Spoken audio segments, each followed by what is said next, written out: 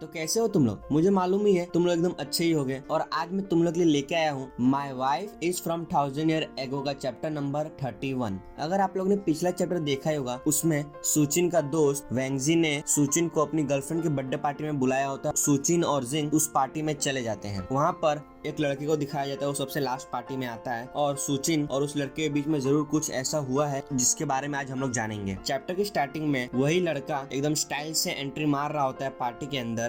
सुचिन और जिंग उसे देख रहे होते हैं। वो लड़का सुचिन को देख के अपना मुंह मोड़ लेता है और वहाँ से चला जाता है। ये देखने के बाद भी सुचिन उस पर ध्यान नहीं देता, वो जिंग को देख रहा होता है। जिंग है ना अखरोट तोड़ के खा रही होती है। फिर हमें दिखाया जाता है जिंग ने बहुत सारे अखरोट को तोड़ के वहाँ पे जमा कर दिया होता है और सुचिन ये देख के कह रहा होता है, लगता है तुम्हें बहुत ही ज्यादा भूख लगी है। जिंग ये सुनने के बाद सुचिन को कहती है, नहीं मेरे को ज्यादा भूख नहीं लगी, बस थोड़ी सी लगी है। तभी सुचिन जिंग को कहता है, तुम थोड़ी देर और रुक जाओ, उसके बाद एक बहुत बड़ा केक आएगा, तब हम लोग उसको साथ में मिलकर खाएंगे। फिर हमें जिंग को दिखाया जाता है जो अपने मन में बहुत बड़े केक को देख रही होती है और उसके मुंह से पानी आ रहा होता है। नेक्स्ट सीन में हमें जिंग को दिखाया जाता है, वो अपने पुराने दिनों के बारे में सोच रही होती है और मन में कह रही होती है, जब से इस समय में आई हूँ, मैं जितने भी खाना खाया हूँ तो वो उतना बुरा भी नहीं था, लेकिन जो सबसे खराब टेस्ट था वो उस बर्गर और उस बन में से था जो मैं कुछ दिन पहले ही सुचिन से छुपा के अपने रूम में रख दी थी। वो बर्गर और बन 2-3 दिन के बाद बहुत ही कड़क और उसका स्वाद देना बहुत ही अजीब हो जाता था, लेकिन तो भी तो वो बर्गर और बन मेरे पुराने खाने से तो बहुत ही अच्छे हैं, जहाँ पर मैं पुराना खिचड़ी उचड़ी खा के रहती थी अपने समय में। फिर सीन चेंज होता है और हमें वेंगजी को दिखाया जाता है जो सुचिन को माइक दे रहा होता है और कह रहा होता है, जब तक कि क्वीन इधर नहीं है तब तक हम दोनों साथ में मिलके गाना गा सकते हैं। और पीछे जिंग इतनी भूखी होती है कि अपने मन में एक अंडे को देख रही होती है जिसके अंदर से एक मुर्गा निकल रहा होता है, उसे भी खाने का वो सोच रही हो, इतनी भूखी होती है। सुचिन वेंगजी से माइक ले लेता है और वेंगजी को कहता है, ठीक है बस, लेकिन मैं एक ही गाना गाऊंगा। सुचिन जब माइक अपने पास लेके आ जाता है, जिंग उस माइक को घूरना चालू कर देती है और सुचिन से पूछती है ये आखिर है क्या। तभी जिंग सुचिन से दूर भागने लगती है और कहती है, आखिर ये है क्या, मेरी आवाज इतनी दूर तक कैसे पहुंच गई, वो भी इतनी ज्यादा तेज से। सुचिन जिंग को समझा रहा होता है, ये जो मेरे हाथ में है उसे तुम घबराओ मत, ये एक माइक है जिससे हमारी आवाज बहुत दूर तक एकदम तेज आवाज से पहुंच सकती है, ये और ये कोई बुरी चीज नहीं है, इसके बारे में मैं तुझे बाद में बताऊंगा। जिंग बोलती है ठीक है। सुचिन अपने मन में कह रहा होता है, अच्छा है कि इसको अभी मालूम चल गया, वरना ये कहीं पर बाहर जाती है और वहाँ पे सब लोग माइक से कुछ अनाउंसमेंट कर रहे होते हैं तो इसे ये नहीं लगता है कोई बुरे लोग आ गए हैं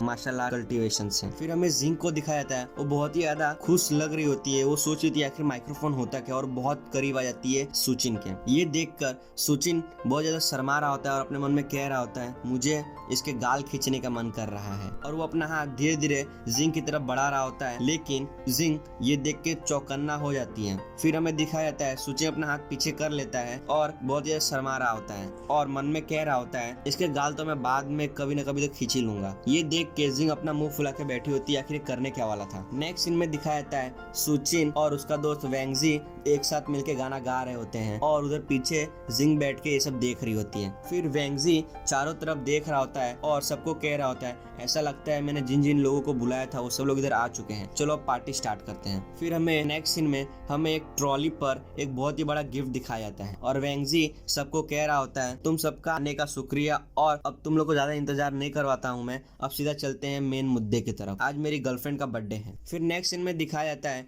वेंगजी अपनी गर्लफ्रेंड सबको बताने वाला होता है, तब उसे पता चलता है कि मेरी गर्लफ्रेंड आखिर इधर है ही नहीं, कहाँ गई वो। तभी उस पार्टी में से एक लड़की कहती है, मैंने उसे अभी बाहर जाते हुए देखा था। तभी वेंगजी पूछता है किधर, वो लड़की कहती है मुझे नहीं मालूम। नेक्स्ट सीन में हमें सुचिन को दिखाया जाता है, वो बहुत ही ज्यादा अजीब सा चेहरा बना लिया होता है, अपने मन में कह रहा होता है अपनी गर्लफ्रेंड की बर्थडे की पार्टी मना रहा है, लेकिन जब केक काटने का टाइम है तो उसे पता चलता है उसकी गर्लफ्रेंड इधर है ही नहीं, और मुझे लगा था कि जो इसके साथ पहले गाना गा रही थी वही इसकी गर्लफ्रेंड है। नेक्स्ट सीन में दिखाता है वेंगजी बाहर निकल के अपनी गर्लफ्रेंड को ढूंढ रहा होता है और फिर वापस आ जाता है और सबको कह रहा होता है, मुझे मालूम नहीं कि आखिर वो कहाँ चली गई, लेकिन तो भी हम लोग को पार्टी स्टार्ट तो करनी ही पड़ेगी, मैं केक को ऐसे ही छोड़ देता हूँ, जब वो आएगी तब हम लोग है ना इस केक को काटेंगे, तब तक के तुम लोग जितना चाहो उतना पी सकते हो, खा सकते हो। नेक्स्ट सीन में सुचिन अपने हाथ में दारू का ग्लास लेके वेंगजी की तरफ आ रहा होता है और वेंगजी को कह रहा होता है, तुम दोनों अभी अभी एक दूसरे से मिले हो ना। तभी वेंगजी सुचिन को कहता है, हाँ तुमने सही कहा, अब तक तो 1 या 2 महीना हो ही गया होगा। और पीछे जिंग को दिखाया जाता है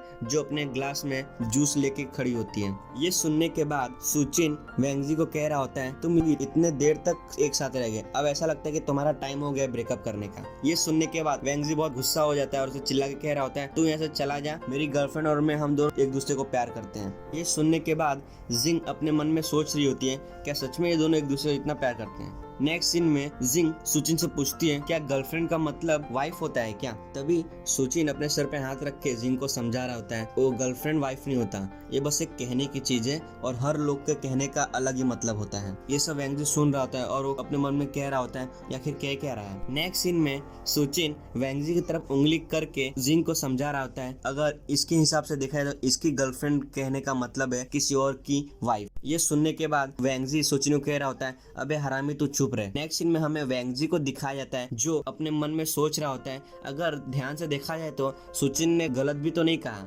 उसका कहने का मतलब भी तो बिल्कुल सही था। नेक्स्ट सीन में जिंग सुचिन से पूछती है, तो तुम्हारे लिए गर्लफ्रेंड क्या है? ये सुनने के बाद सुचिन जिंग को बोलता है, अगर देखा जाए तो मैं घर में पूरा दिन पड़ा होता हूँ, अगर मेरा गर्लफ्रेंड का मतलब देखा जाए तो मेरे लिए बहुत कुछ हो सकता है। फिर हमें दिखाया जाता है सुचिन बहुत ज्यादा शर्मा रहा होता है और उसके पीछे बहुत सारे गर्ल्स के डॉल रखे हुए होते हैं और वो कह रहा होता है, अगर तुम्हें मैं एग्जाम्पल दूं तो वहाँ पे बहुत सारे गर्ल्स के एनिमे डॉल्स है, वो मेरे को ज्यादा पसंद है, उसको अगर कहा जाए तो वो मेरे गर्लफ्रेंड भी हो सकते हैं। ये सुनने के बाद वेंगजी जोर जोर से हंस रहा होता है और कह रहा होता है, तुम्हें तेरी औकात तो मालूम चल गई। नेक्स्ट सीन में वेंगजी सुचिन के पास आ जाता है और सुचिन से पूछता है, क्या तुम दोनों सच में सिर्फ एक दोस्ती हो ना?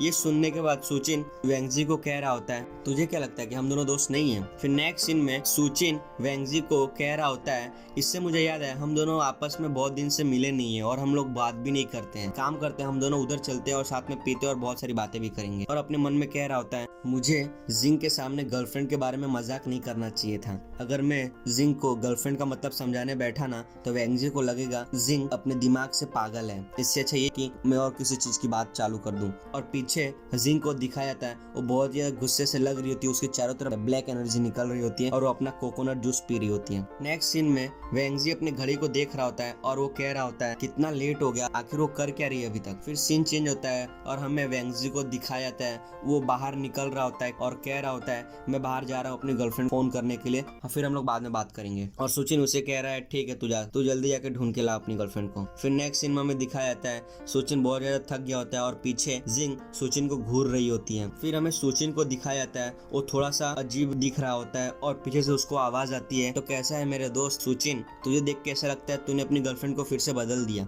फिर नेक्स्ट सीन में हमें दिखाया जाता है वो आदमी सुचिन के पीछे खड़ा होता है और जिंग उसे देख रही होती है और सुचिन उसे कह रहा होता है, इससे तेरा क्या लेना, तू अपने काम से काम रख। तभी वो लड़का अपने चश्मे को बराबर से ठीक करके सुचिन को कह रहा होता है, इसमें क्या छुपाने की बात है मेरे दोस्त सुचिन, मैं तो बस तुझे शाबाशी देने आया था कि तू अपनी गर्लफ्रेंड के साथ ब्रेकअप करने के बाद तू इतनी अच्छी सुंदर लड़की के साथ वापस से मिल गया, वापस तुझे इतनी सुंदर लड़की तेरी गर्लफ्रेंड बन गई। क्या तू मुझे बता सकता है कि मैं भी तेरी तरह इतनी सुंदर लड़की को कहाँ से ढूंढ सकता हूँ? तभी सुचिन उस लड़के को कहता है, आखिर किस लिए मैं तुझे ये बताऊं? फिर हमें नेक्स्ट सीन में सुचिन को दिखाया जाता है जो अपना अंगूठा नीचे करते हुए उसे कह रहा होता है, तू कभी भी लड़की को नहीं ढूंढ सकता क्योंकि तू बहुत ही बदसूरत है। और यहाँ पर चैप्टर 31 खत्म होता है। अगर आप लोग इस चैनल पर नए हैं तो चैनल को सब्सक्राइब करके ही जाना और साथ ही बेल आइकन दबा देना, जब भी मैं अगला एपिसोड अपलोड करूंगा तो आपको सीधा नोटिफिकेशन मिल जाएगा। अब हम लोग आपको मिलेंगे my wife is from 1000 year ago का चैप्टर नंबर 32 में। तब तक के लिए टाटा और बाय बाय।